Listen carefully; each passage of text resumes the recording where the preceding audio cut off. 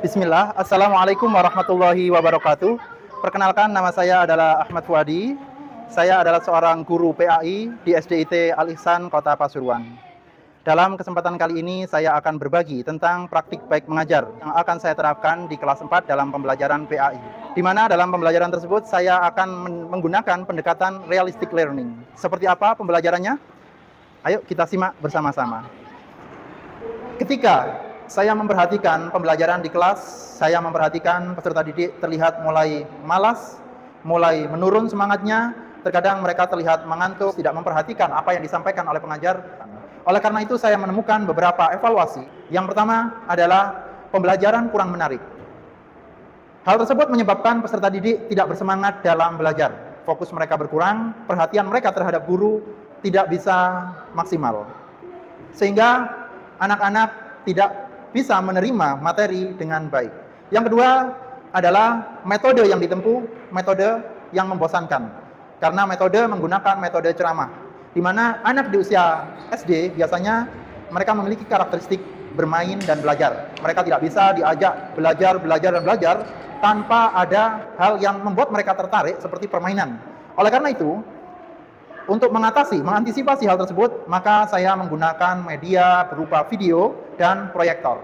Sehingga anak-anak antusias untuk menyimak, karena mereka melihat secara real, secara visual, kejadian-kejadian serta contoh-contoh konkret di dalam pembelajaran tersebut. Kemudian, yang terakhir adalah pembelajaran yang monoton.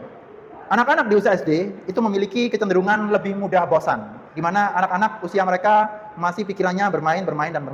Oleh karena itu, di tengah-tengah pembelajaran, ketika kita melihat siswa sudah mulai jenuh, maka kita lakukan ice breaking atau kita lakukan perenggangan. Hal tersebut ternyata cukup efektif. Ketika anak-anak sudah kelihatan mulai jenuh, terus saya terapkan ice breaking atau perenggangan, mereka kembali bersemangat. Mereka kembali bisa fokus. Itu sangat membantu dalam pembelajaran siswa di kelas. Di mana anak-anak di usia SD ini, keingintahuan mereka cukup besar. Keingintahuan mereka tentang lingkungan, tentang pembelajaran, tentang ilmu, tentang banyak hal itu cukup besar. Akan tetapi kadang-kadang kurang terfasilitasi. Mereka hanya diberikan materi, suruh membaca, dijelaskan secara ceramah, itu tidak cukup. Itu akan membuat mereka mudah jenuh. Oleh karena itu, dengan langsung mempraktekkan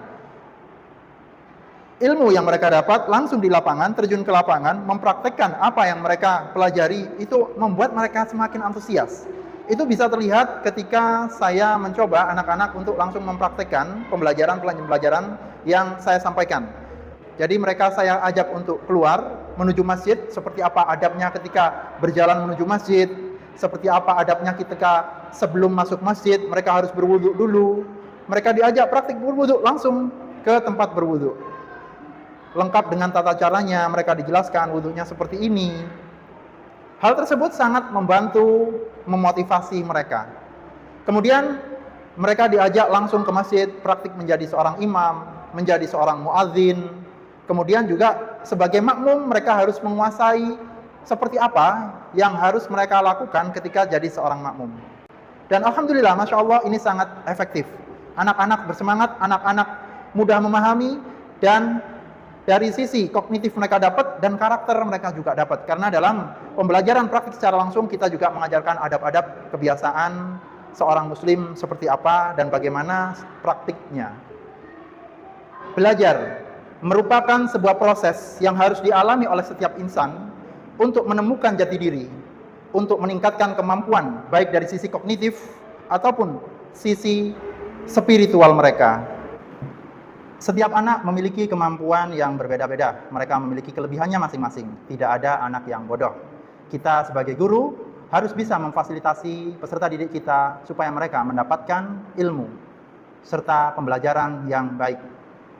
Pembelajaran berdiferensiasi merupakan langkah yang tepat yang bisa diterapkan oleh seluruh guru dalam memberikan pembelajaran di sekolah. Dengan memadukan antara media yang tepat serta pendekatan-pendekatan yang tepat, maka pembelajaran berdiferensiasi akan menghasilkan output yang maksimal. Saya yakin semuanya pasti bisa. Salam guru hebat Indonesia. Assalamualaikum warahmatullahi wabarakatuh.